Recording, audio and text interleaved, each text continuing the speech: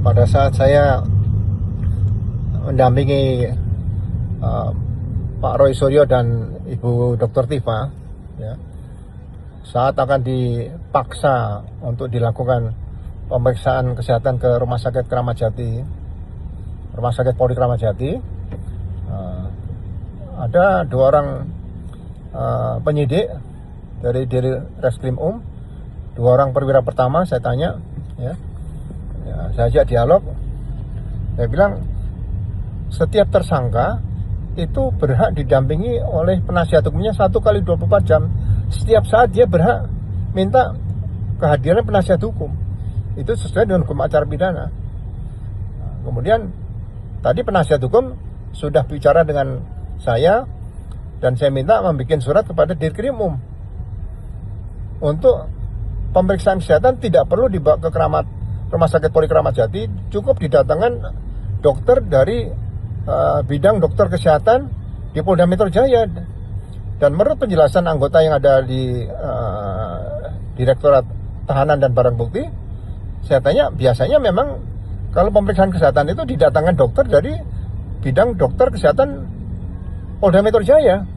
Kenapa ini dipaksakan? Nah, akhirnya surat itu dibikin oleh penasihat hukum karena tidak ada komputer, itu ditulis tangan dan dikirim ke Dirkrimum. Nah, kedua penyidik tadi memaksakan akan segera membahas, saya tahan.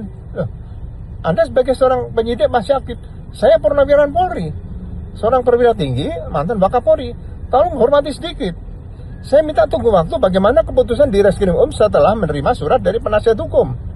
Kalau Direktur Reskrim menyatakan A, ya kita ikuti A. Kalau menyatakan B, ya kita ikuti B. Apa susahnya? Tunggu sebentar. Kalau gitu Pak, silakan Bapak hubungi Dirkrimum. Loh, kamu memerintah saya, ya tunggu aja. Kamu kan Pak punya hak untuk menentukan, mengambil sikap, menunggu keputusan pimpinan yang keputusan terakhirnya bagaimana. Jangan memaksakan diri seperti itu. Nah, setelah ini dipaksa-paksa, ya saya merasakan kecewa bahwa ternyata purnawirawan itu entah pangkatnya perwira tinggi, apalagi perwira menengah, apalagi di bawah itu bintara tama, memang di kepolisian kemungkinan besar sudah tidak perlu dihormati lagi oleh para juniornya, sekarang masih dinas aktif. Nah, akhirnya saya tanya sama Mas Roy Suryo. Mas Roy Suryo cerita bahwa perwira pertama yang satu itu adalah penyidiknya Dr. Tifa, tapi yang satu ini adalah yang datang ke Solo mendampingi Jokowi pada saat Restoratif Justice, Egy Sujana dan Damiari Lubis. Sehingga saya yakin bahwa memang ya penyidik perwira pertama ini yang memaksakan Dr. Tifa dan Roy Suryo diperiksa di Rumah Sakit Kramat Jati Polri. Ini memang sudah tidak independen, sudah bertindak memihak dan tidak menghormati hak asasi manusia seperti itu. Jadi saya katakan, polisi kan diajari diskresi kepolisian. Kamu bisa memutus mana yang sesuai menurut nuranimu. Coba kamu bicara sama nurani. Dijawab, kami tidak menggunakan nurani Pak, kami menggunakan keputusan dari pimpinan kami bawa ini segera.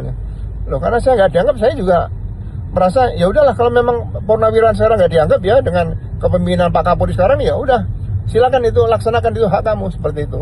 Jadi ya kekecewaan kita ini terhadap perwira-perwira Polri yang masih aktif, terutama penyidik ini, ya arogansi itu kenapa harus tetap dibangun, ya. Padahal sejak hukum acara pidana nomor 881, sekarang hukum acara pidana sudah berubah menjadi Undang-Undang nomor 20 tahun 2025, ternyata itu sudah tidak dihormati. Sekali lagi saya tekankan, hak-hak tersangka sampaikan di depan, bukan tidak disampaikan, itu tidak dianggap, ya. Itulah kondisi penegakan hukum khususnya dari tingkat penyidikan yang terjadi sampai saat ini. Terima kasih, itu saja.